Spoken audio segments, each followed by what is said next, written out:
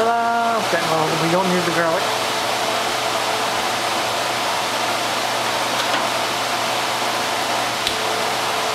Here comes the fun part. Now, with this, I've already brought out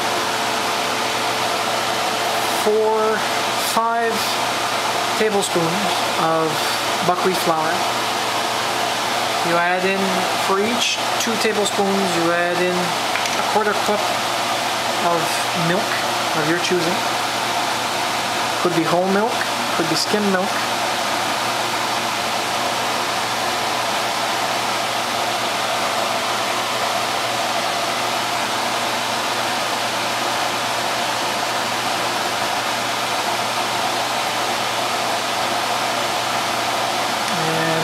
Just a little bit more because I know I have more than what I normally have.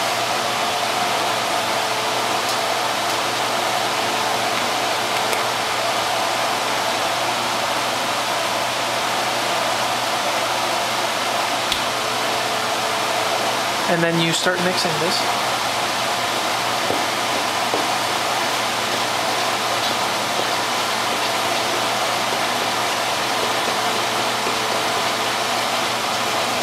Turn into a thick paste. You can see the air bubbles escaping from the flour as it's being mixed. Okay.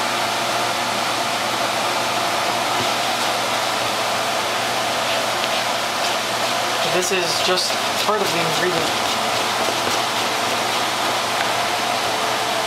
The other part requires that you have some boiling water ready.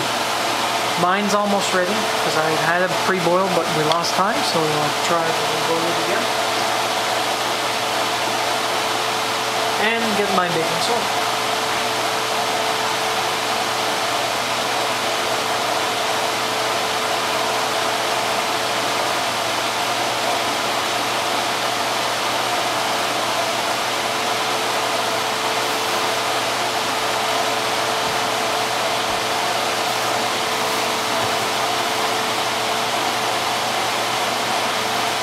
This isn't my idea in regards to storing this. It's my mother's. Thank you, Mom. Just helps keep the items a little bit more fresh. You hear that?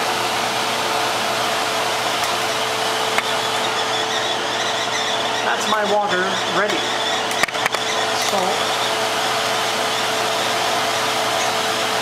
sorry I'm treating you guys like a camera. That's for fun.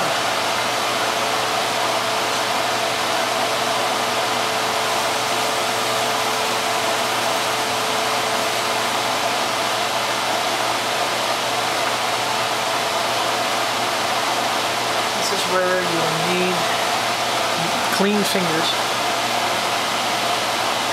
especially if you've been handling meat or anything else, because you don't want to contaminate the rest of your ingredients.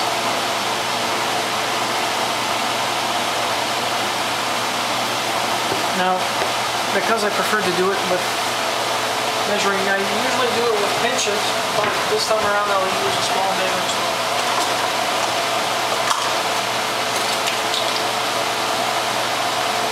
For the amount that I need to put in, it would be about possibly 1 teaspoon, because it's going to be 1 pinch for every 2 tablespoons of buckwheat.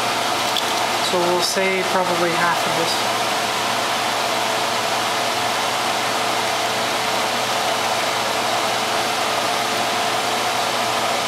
Now you don't mix it, you wait.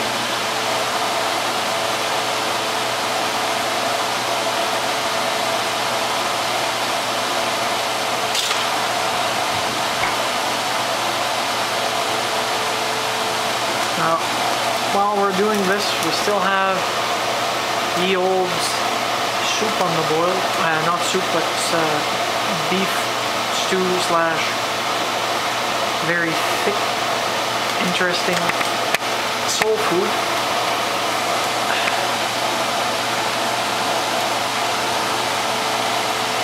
Once this is ready,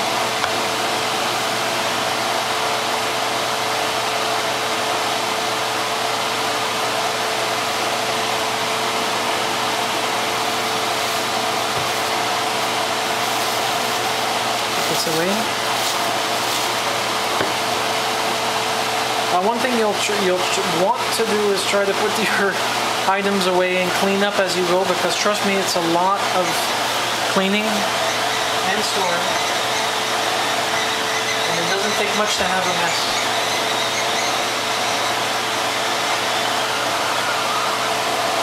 Okay.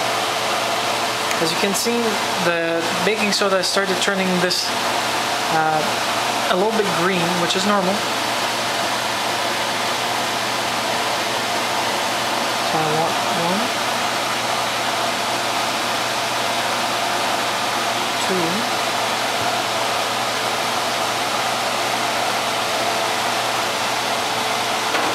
And you start mixing it. Doesn't look appetizing, but that's normal.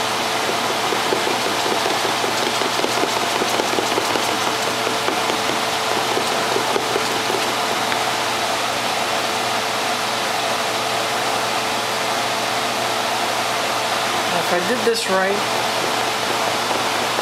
and I do mean if I did this right, I'll add in a little bit more water.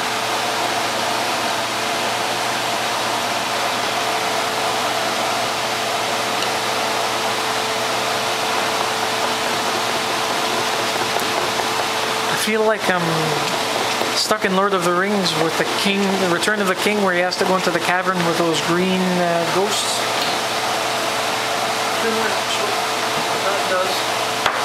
Here comes the interesting part where I'm still having issues with it myself, so I'll apologize in advance if I fail, but at least I'm giving it a shot. You'll want to heat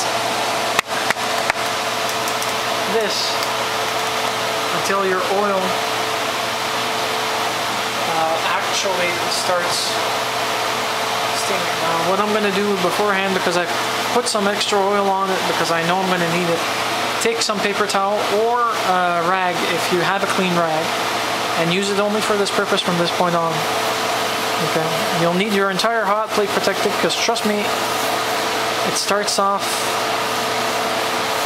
very sticky and it works its way around as you're cooking them.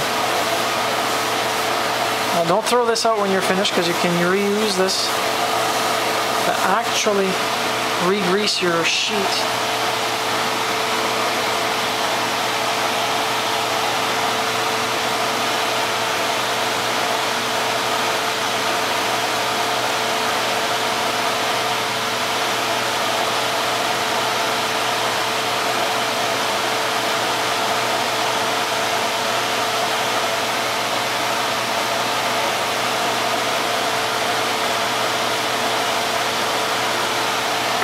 Oh, if you could only smell how good it smells.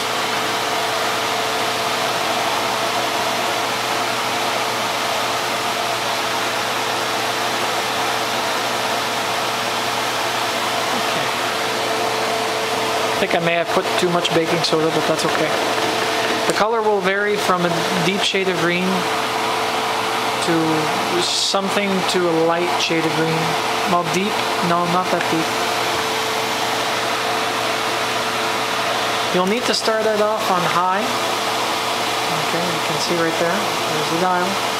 It's on high.